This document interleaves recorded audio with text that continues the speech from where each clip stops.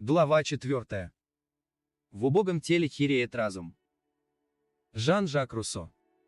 Полковник Брэдфорд собирался в Соединенные Штаты и перед отъездом обратился к нам в последний раз. Он стоял перед нами, стройный, сильный и молодой.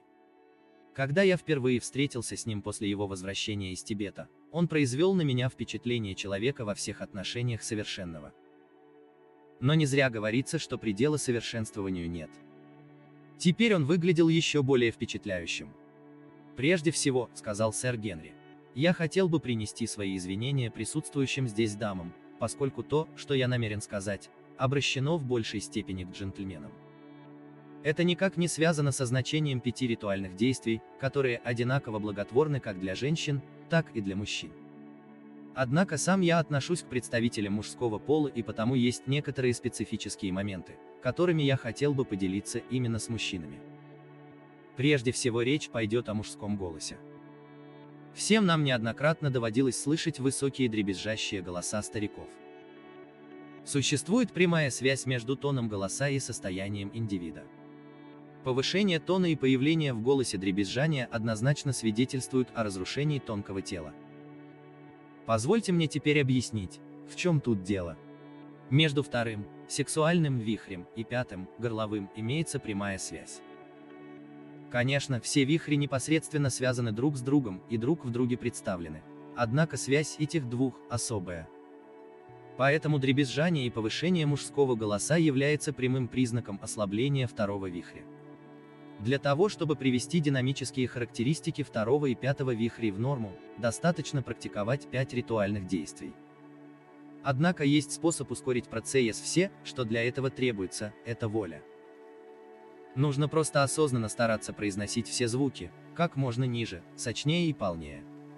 Для тех, чей голос уже претерпел значительные возрастные изменения, это может стать достойным вызовом.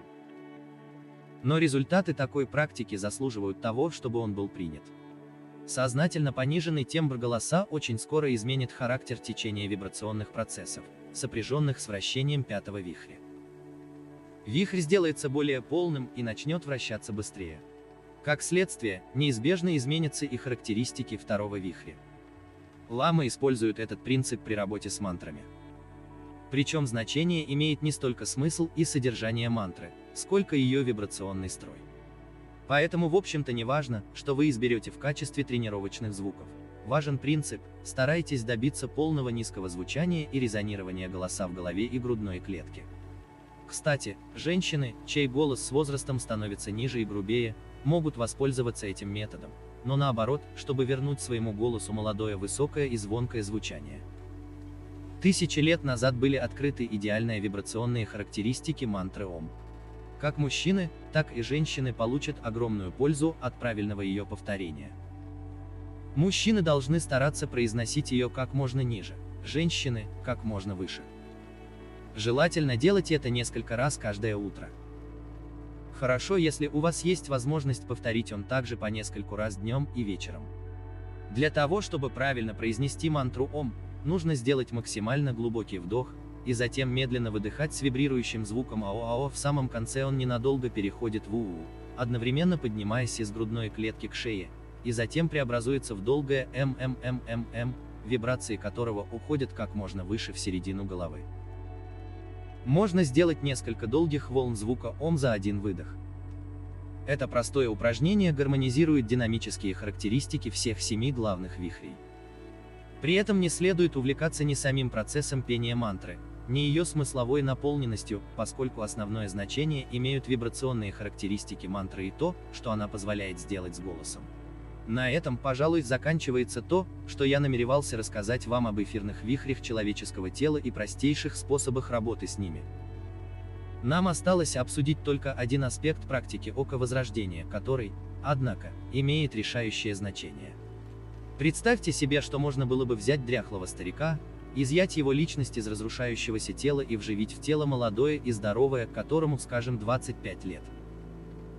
Уверяю вас, что в новом теле старик останется стариком. И привязанностью к своей слабости очень быстро разрушит новое тело. Большинство стареющих людей, жалуясь на неудобства, которые причиняет им старость, бессовестно лжет, в первую очередь, самим себе. Им нравится быть старыми и убогими, нравится потакать своим слабостям, нравится себя жалеть. И тот, кто действительно хочет оставаться молодым, должен найти мужество в этом себе признаться. А затем напрочь отказаться от отношения к себе и способа поведения, свойственных старости. Не сделать вид, а действительно отказаться. И ключевым моментом здесь является намерение.